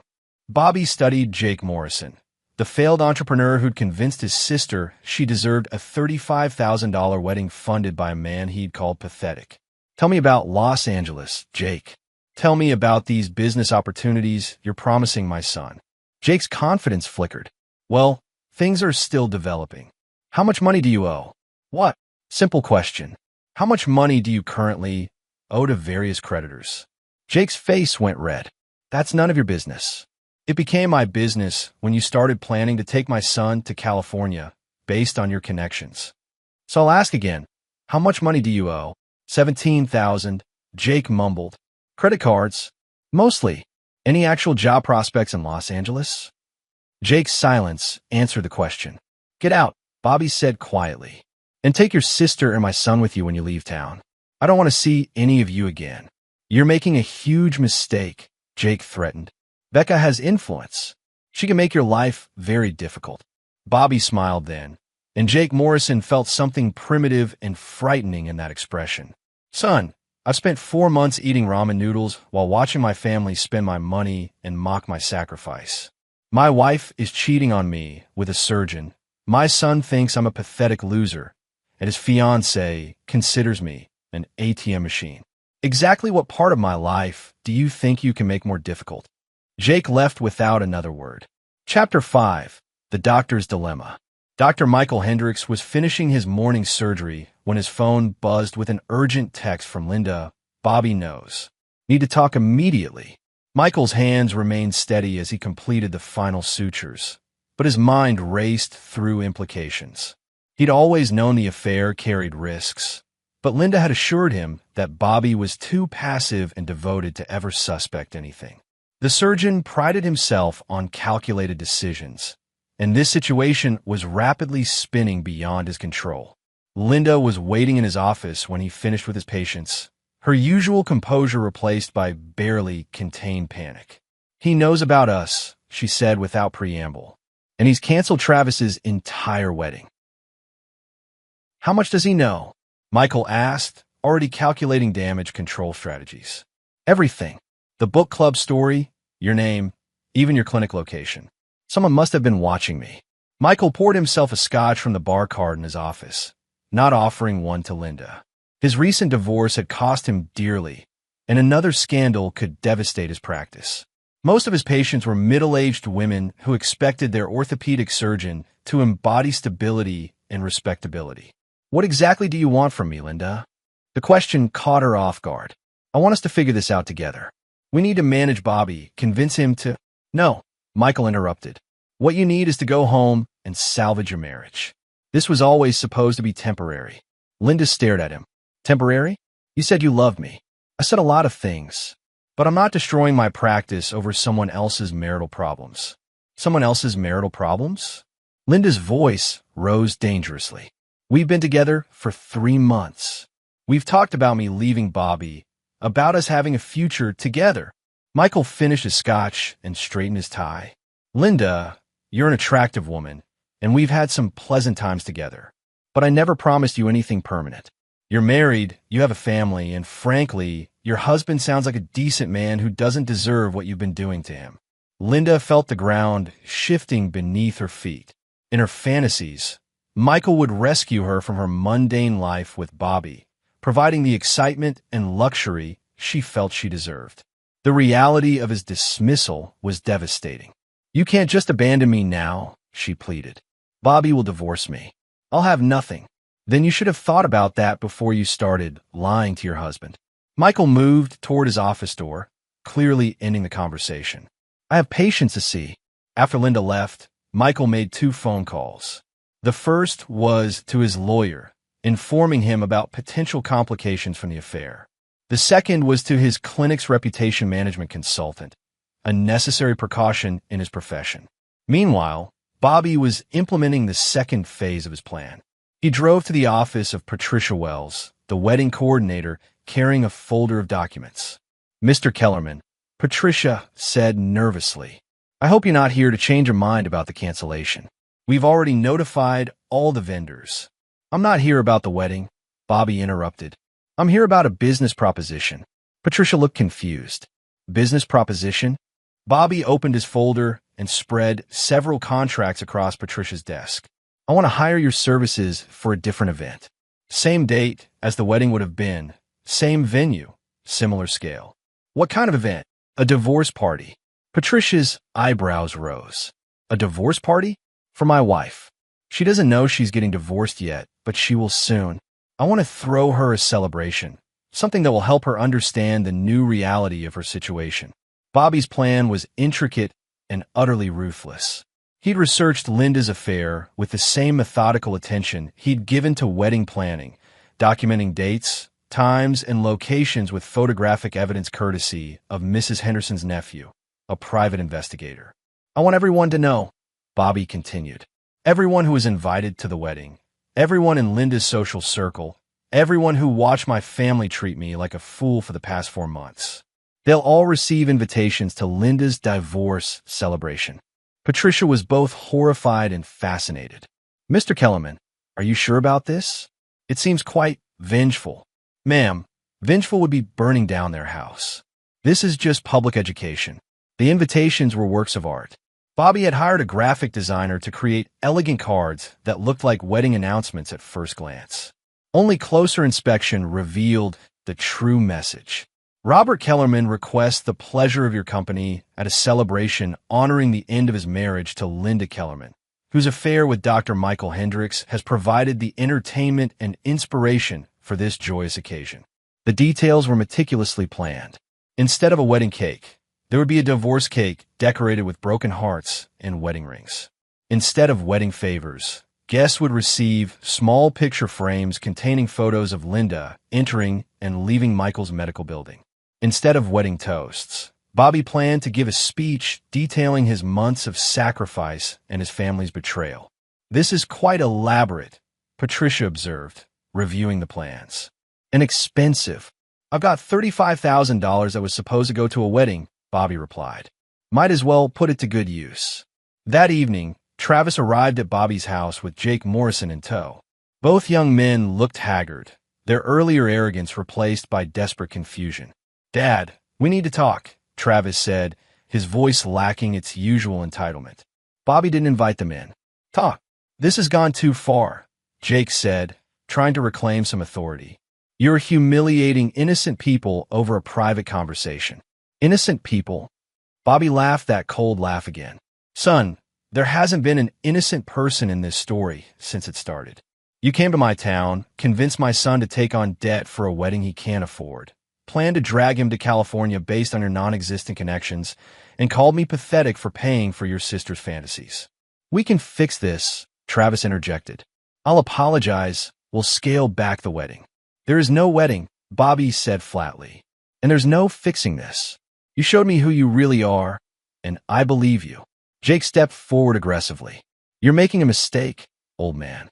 Becca has connections, influence. Bobby's expression didn't change, but something in his stillness made Jake stop talking. Let me explain something to you boys, Bobby said quietly. I've spent my entire adult life building things. Houses, businesses, relationships. I know exactly how things are constructed, and I know exactly how to tear them down. Your sister's influence is 30,000 followers who don't know her real name. My influence is 25 years of business relationships in this town. He paused, letting that sink in. Jake, your credit score is 487. You owe $17,000 across 6 credit cards and have been evicted from 2 apartments in Los Angeles. Travis, you've never held a job for more than 8 months, and your employment history reads like a catalog of failure.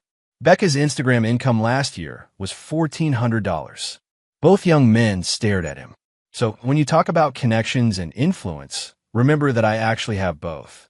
And unlike your family, I know how to use them. Travis tried one last appeal. Dad, I'm your son. Bobby looked at his son, really looked at him for what felt like the first time in years. No, Travis. My son died yesterday when I heard him call me a pathetic loser. You're just someone who happens to share my DNA and my last name. For now. Chapter 6, The Social Media Storm. Becca Morrison's Instagram account had become her identity, her career, and her entire sense of self-worth over the past 3 years. Her 30,000 followers represented validation, opportunity, and she convinced herself, genuine influence. The canceled wedding wasn't just a personal disappointment. It was a professional catastrophe that threatened to expose the carefully constructed illusion of her lifestyle. She'd spent the night after Bobby's cancellation crafting the perfect social media response, trying to spin the disaster into sympathy and engagement. Her post featured a tear-streaked selfie with dramatic lighting and a caption about toxic family members and overcoming obstacles. The response was immediate, but not what she'd expected. Comments ranged from supportive to skeptical to downright hostile. Several followers had done basic research and discovered inconsistencies in Becca's story. Others questioned why a woman with supposedly substantial social media income needed her fiancé's father to pay for her wedding. The situation escalated when Bobby's friend Charlie Wu, a local contractor with his own modest social media following, posted a response that went viral within their community. Charlie had watched Bobby's physical deterioration during the wedding planning and felt compelled to share the truth. Some of y'all might have seen posts about a toxic father ruining his son's wedding, Charlie wrote. Let me tell you about Bobby Kellerman. This man has been eating one meal a day for 4 months, sold everything he owned, and mortgaged his house to pay for his son's wedding. Then he overheard his son and future daughter-in-law calling him a pathetic loser for making these sacrifices. Y'all can judge for yourselves who's toxic in this situation. Charlie included photos of Bobby from 6 months earlier, healthy, smiling, proud, contrasted with recent pictures showing his dramatic weight loss and exhaustion. The post was shared hundreds of times within hours, reaching far beyond Millbrook Heights into surrounding communities. Becca watched her follower count drop by 2,000 in a single day. Worse, local businesses began distancing themselves from her brand. The boutique clothing store that had sponsored her outfits posted a statement ending their partnership.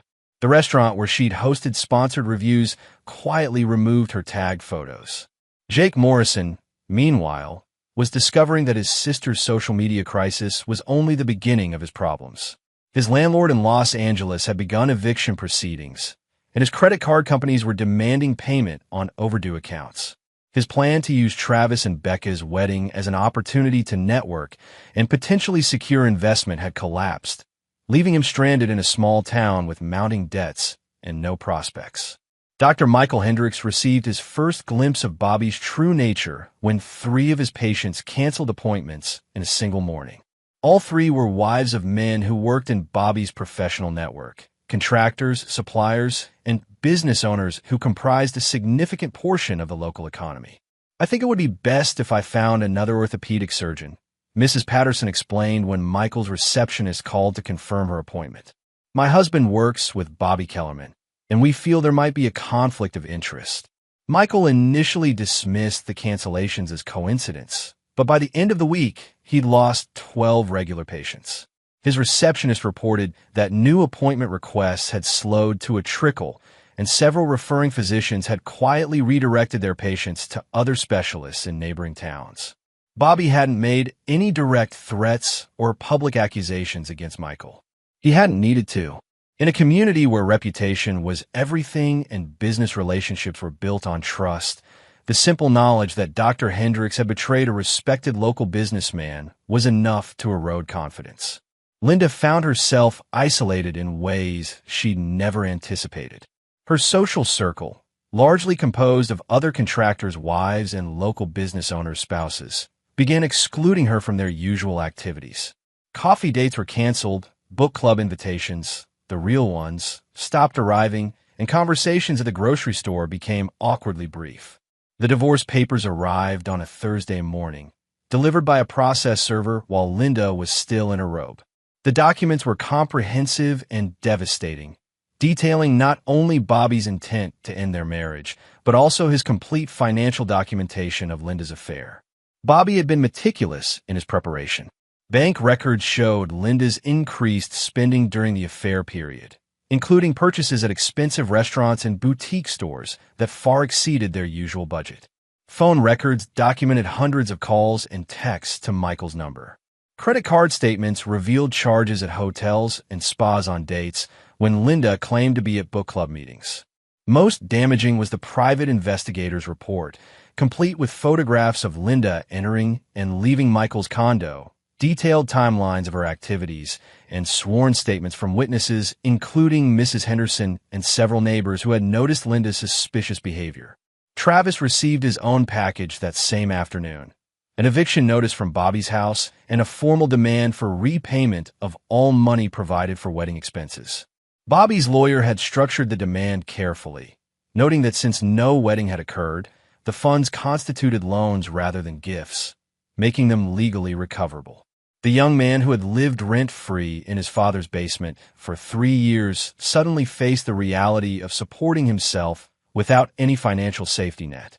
His part-time job at a sporting goods store provided barely enough income for basic expenses, let alone apartment rent and the debt Bobby was demanding.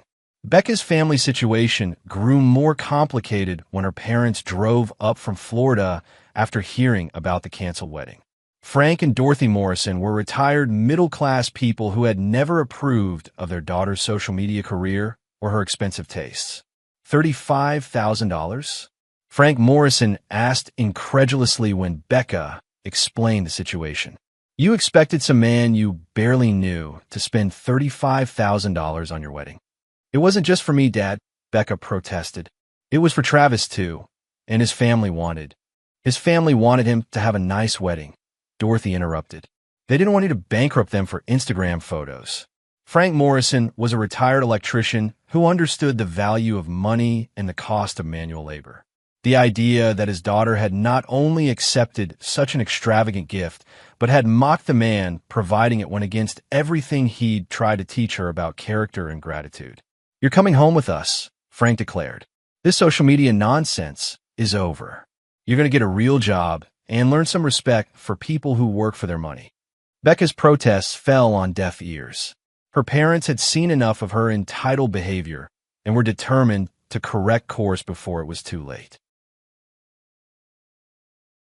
The final blow to Becca's social media empire came when several of her followers began investigating her background more thoroughly.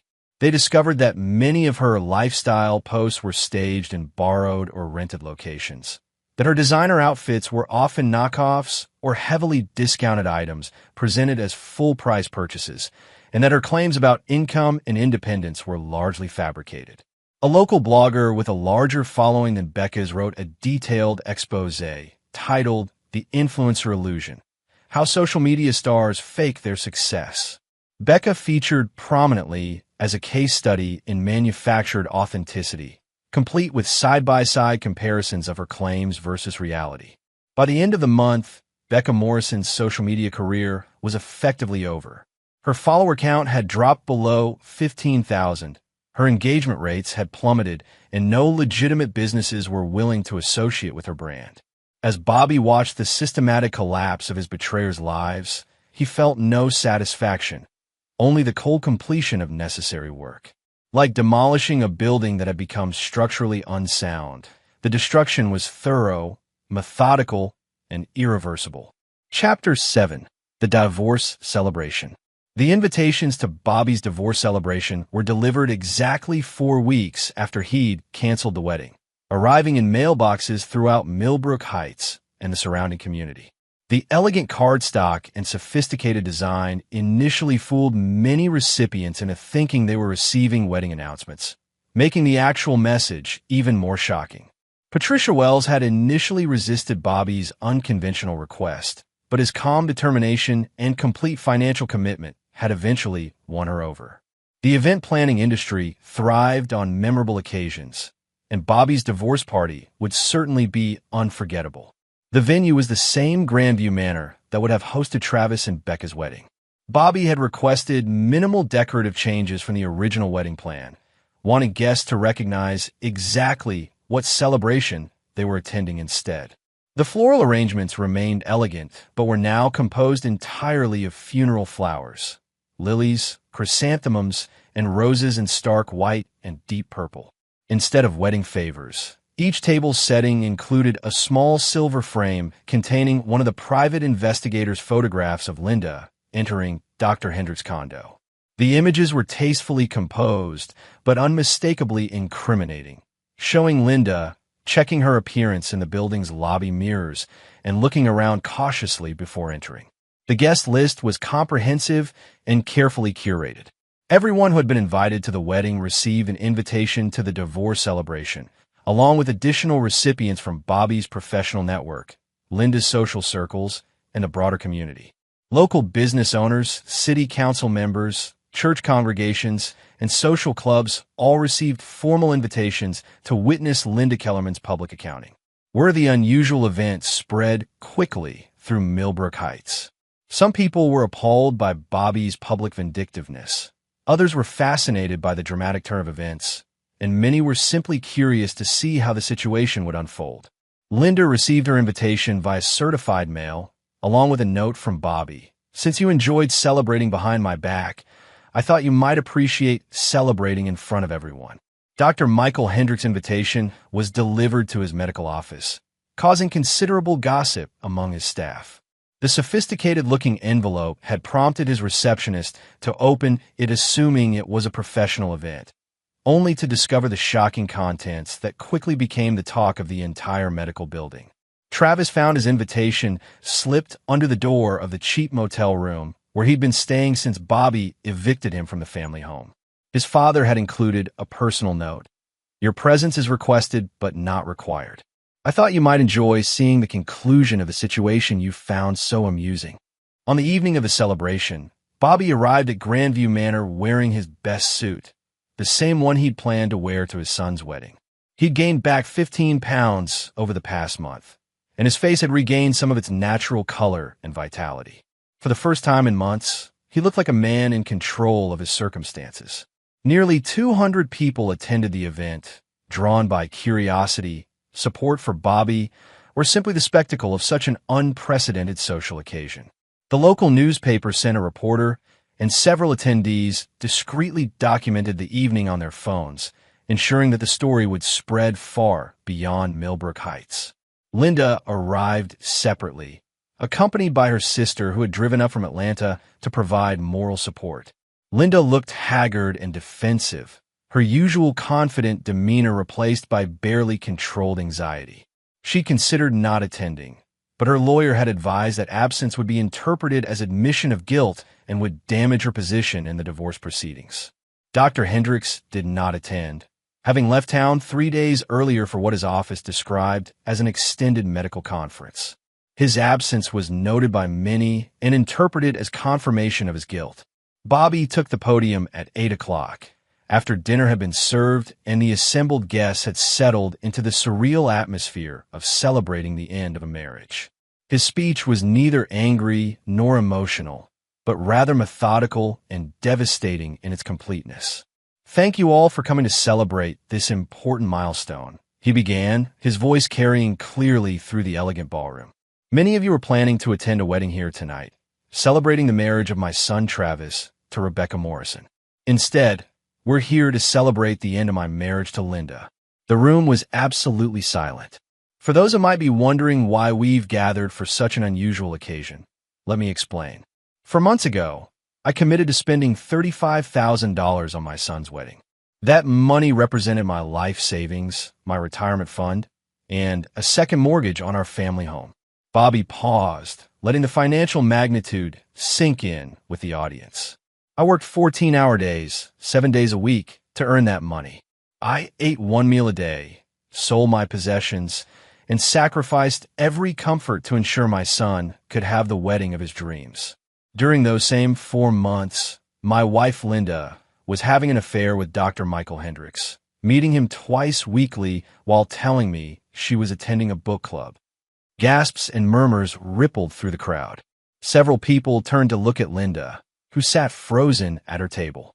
Last month, I overheard my son and his fiancée laughing about my sacrifices. They called me a pathetic loser who would pay for anything if you guilt-trip him enough. They found it hilarious that I was eating ramen noodles to fund their dream wedding. They speculated about how desperate I was to be loved. Bobby's voice remained steady and conversational, as if he were discussing the weather rather than devastating personal betrayals. That conversation helped me understand something important. Respect cannot be purchased, loyalty cannot be bought, and love that requires payment isn't actually love at all. So I canceled the wedding, filed for divorce, and decided to throw this celebration instead. He gestured to the assembled crowd. Everyone in this room has worked for their money, built their relationships on mutual respect, and understood that trust is earned rather than assumed. You understand the value of keeping your word, honoring your commitments, and treating people with basic human decency. Bobby reached into his jacket and pulled out a manila envelope. In this envelope are copies of the private investigator's report documenting Linda's affair, including photographs, bank records showing her increased spending during the affair period, and phone records documenting hundreds of calls and texts to her lover. I'm not sharing these details to embarrass Linda further. Her actions have already accomplished that. I'm sharing them because truth matters, and I want everyone to understand exactly what we're celebrating tonight. The silence in the room was deafening. Linda had tears streaming down her face, but she remained in her seat, seemingly unable to move or speak. This celebration represents freedom, Bobby continued. Freedom from betrayal, from manipulation, from people who mistake kindness for weakness and generosity for stupidity. It represents the end of enabling selfish behavior and the beginning of holding people accountable for their choices. He looked directly at Linda for the first time. Linda, you chose to betray our marriage. Travis, you chose to mock my sacrifices. Rebecca, you chose to exploit my generosity. Dr. Hendricks, you chose to participate in destroying a family.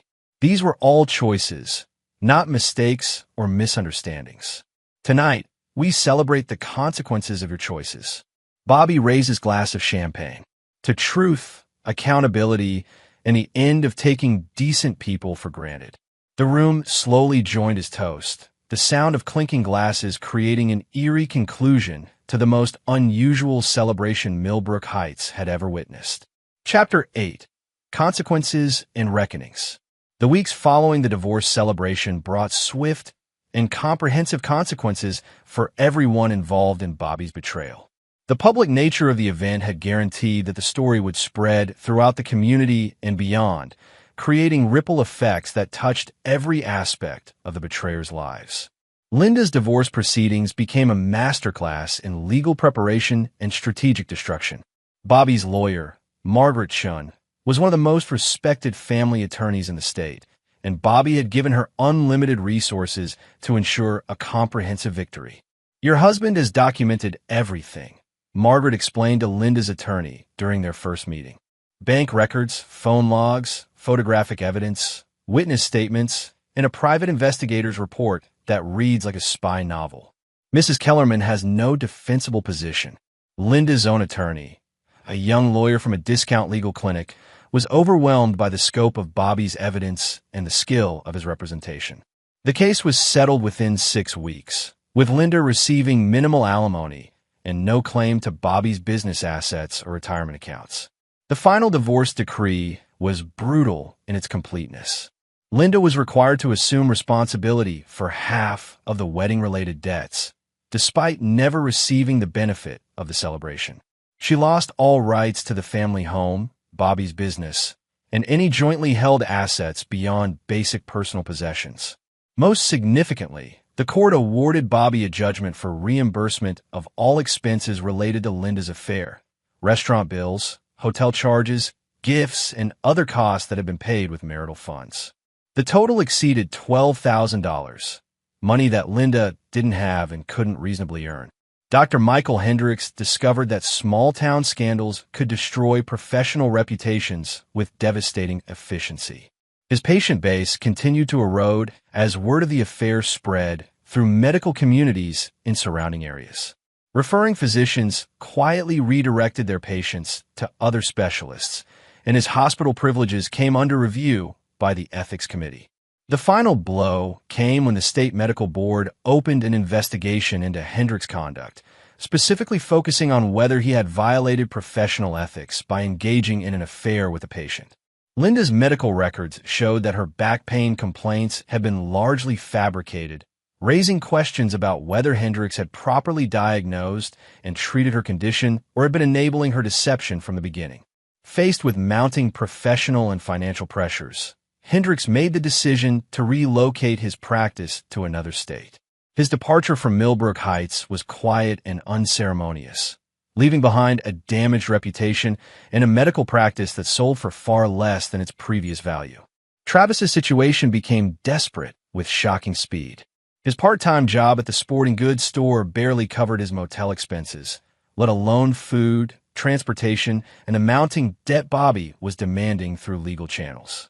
His attempts to find better employment were hampered by his lack of experience and the growing local awareness of his role in the family scandal. Word had spread throughout the community about Travis's mocking comments regarding his father's sacrifices, and many business owners were reluctant to hire someone with such poor character references. Jake Morrison abandoned his sister and Travis after realizing that their situation was beyond salvaging. He returned to Los Angeles with outstanding debts and warrants for his arrest, leaving behind a trail of unpaid bills and broken promises. Becca Morrison's social media empire continued its spectacular collapse. Her parents had forced her to delete her Instagram account and return to Florida, where she was working as a cashier at a grocery store while living in her childhood bedroom. The transition from social media influencer to minimum wage employee was humiliating and complete. Her parents, Frank and Dorothy Morrison, were profoundly ashamed of their daughter's behavior and had instituted strict rules for her rehabilitation. She was required to pay rent, work full-time, and attend weekly sessions with a counselor who specialized in treating social media addiction and entitlement issues. "You will learn the value of honest work and treating people with respect," Frank told his daughter. "And if you ever behave this way again, you can find somewhere else to live." The broader community response to Bobby's actions was mixed but generally supportive.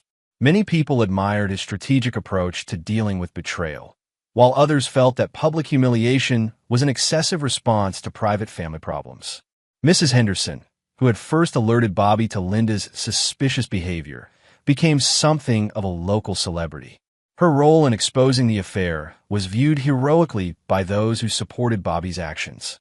"Bobby Kellerman is a good man who is being taken advantage of by people who should have loved him," she told anyone who would listen. "Sometimes good people need to stand up for themselves, and sometimes that means other people get hurt. But they hurt themselves with their own choices." Charlie Wu, Bobby's friend who had posted the viral social media response defending him, received dozens of new construction contracts from people who wanted to support businesses that stood up for decent values. The post had been shared thousands of times and had made Charlie something of an internet folk hero. "People are tired of watching good folks get walked all over," Charlie explained to a local reporter. Bobby's story resonated because we've all seen families where one person does all the sacrificing while everyone else does all the taking. Travis made one final attempt to reconcile with his father, arriving at Bobby's house on a rainy Thursday evening. He looked thin and desperate, his usual arrogance replaced by genuine fear about his future. "Dad, please," Travis said when Bobby answered the door. "I know I messed up. I know what I said was wrong. But I'm your son. Doesn't that count for something?" Bobby looked at the young man who shared his DNA but had rejected every value he'd tried to instill. "You stopped being my son when you decided I was a joke. Being related to someone doesn't give you the right to treat them with contempt." "I was just showing off," Travis pleaded. "I didn't mean it." "Yes, you did," Bobby replied calmly. "You meant every word. You just didn't expect me to hear it." Travis tried a different approach. "What about forgiveness? What about second chances?" Bobby considered the question seriously. "Travis, forgiveness isn't the same thing as trust. I might forgive you someday, but I will never trust you again. And without trust, we don't have a relationship. So that's it. You're just going to abandon your only child." "No," Bobby said firmly. "You abandoned me when you decided I was someone to be mocked and exploited. I'm just acknowledging the choice you already made." Travis left that night knowing that his relationship with his father was permanently severed. The young man who had grown up expecting unconditional support regardless of his behavior was finally facing the consequences of treating love as an unlimited resource. Chapter 9. New Foundations. 6 months after the divorce celebration, Bobby Kellerman stood in the morning sunlight on the deck of his new fishing boat, watching the sunrise paint the lake in shades of gold and crimson. The boat was bigger and better than the one he'd sold to fund Travis's wedding, purchased with money from Linda's settlement and his thriving construction business. The scandal had, paradoxically, been excellent for Bobby's professional reputation. Clients throughout the region sought out the contractor who had stood up for himself with such strategic brilliance, viewing his actions as evidence of strong character and reliable judgment. His calendar was booked solid for the next 18 months, and he'd had to hire 3 additional employees to handle the increased demand. Bobby's physical health had recovered completely from the months of sacrifice and stress. He'd regained the weight he'd lost, started exercising regularly, and looked younger than he had in years. More importantly, His mental health had improved dramatically once he'd stopped enabling other people's selfishness and started prioritizing his own well-being. Mrs. Henderson had become a regular companion for Bobby's morning fishing trips, their friendship deepened by her role in exposing Linda's betrayal. The elderly widow was sharp-witted and excellent company, sharing Bobby's appreciation for simple pleasures and genuine relationships. "Any regrets?" she asked one morning as they waited for the fish to bite. Bobby considered the question carefully. "I regret that it took me so long to see who they really were. I regret enabling their behavior for as long as I did. But I don't regret how it ended." Linda had moved to another state after the divorce was finalized, unable to rebuild her reputation in Millbrook Heights. Her sister had provided temporary housing, but their relationship was strained by Linda's financial dependence and continuing refusal to accept responsibility for her choices. Linda's attempts to contact Bobby had been ignored completely. His phone number was changed, his address was confidential, and his lawyer had instructions to refuse all communication attempts. As far as Bobby was concerned, Linda Kellerman no longer existed. Dr. Hendricks had successfully relocated his practice to Nevada, but his patient base remained smaller than his previous success. The medical community was surprisingly small, and word of his ethical violations had followed him across state lines. His income had dropped by more than 60%, and his professional reputation remained permanently damaged. Travis had eventually found work at a warehouse in a neighboring town, earning barely enough to rent a studio apartment and maintain basic transportation. His attempts to rebuild relationships with extended family members had been unsuccessful, as word of his betrayal had spread throughout their social network. The young man who had once planned to move to Los Angeles for startup opportunities was now working third shift loading trucks and living paycheck to paycheck. His dreams of easy success and inherited wealth had been replaced by the harsh reality of supporting himself without family assistance. Becca Morrison remained in Florida with her parents, working at the grocery store and slowly learning to live without social media validation. Her Instagram account had been permanently deleted, and she was prohibited from creating new social media profiles as part of her rehabilitation program. The transition from influencer lifestyle to normal employment had been traumatic, but Becca was beginning to understand the value of honest work and genuine relationships. Her parents reported that she was making progress, though they remained vigilant about preventing any regression to her previous entitled behavior. Jake Morrison had been arrested in Los Angeles on outstanding warrants and was serving 6 months in county jail. His startup dreams had been replaced by the reality of criminal charges for check fraud and identity theft. The charming entrepreneur persona had been revealed as elaborate deception designed to exploit other people's trust and resources. Bobby's new life was simpler, but infinitely more satisfying than his previous existence as an enabler and financial provider for ungrateful family members. He joined a fishing club, started attending community events, and developed genuine friendships with people who shared his values of hard work and mutual respect. His construction business had expanded beyond residential work to include commercial projects and public works contracts. The reputation he'd built through decades of honest work, combined with the public support he'd received after standing up to his betrayers, had opened doors to opportunities he'd never previously considered. Most importantly, Bobby had learned to recognize the difference between love and exploitation, between family loyalty and enabling destructive behavior, between forgiveness and foolishness.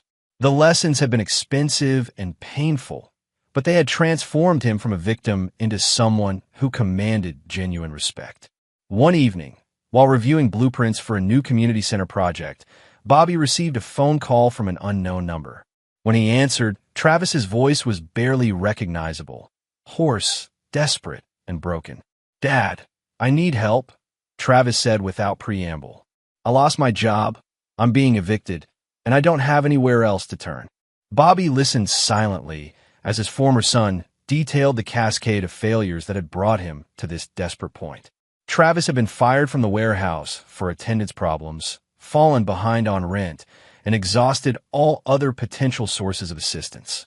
"I know you hate me," Travis continued, "but I'm your son. I need you to help me one more time." Bobby's response was calm and final. Travis, you made your choice when you decided I was someone to mock and exploit. You're experiencing the consequences of that choice. I hope you learn from them, but I won't interfere with the lessons you need to learn. You can't just let me become homeless, Travis pleaded. I'm not making you homeless, Bobby replied. Your choices made you homeless. The difference is important. After hanging up, Bobby felt no satisfaction in his son's suffering, but also no obligation to prevent it. Travis was an adult who had made adult decisions, and those decisions carried adult consequences. Enabling his behavior would only delay his eventual reckoning with reality. Mrs. Henderson, who had overheard the conversation during one of their regular evening visits, nodded approvingly. Hard choices, she said simply, but necessary ones. Bobby poured himself a scotch and settled into his comfortable chair, looking out at the lake where he'd been fishing that morning. The house was quiet, peaceful, and entirely his own. No one was mocking his generosity, exploiting his love, or treating his sacrifices as jokes for their entertainment. For the first time in decades, Bobby Kellerman was surrounded only by people who respected him, valued his friendship, and treated him with the dignity he'd always deserved. The price of achieving that peace had been high, but it had been worth every penny. As he sat in his chair, watching the sunset paint the sky in brilliant colors,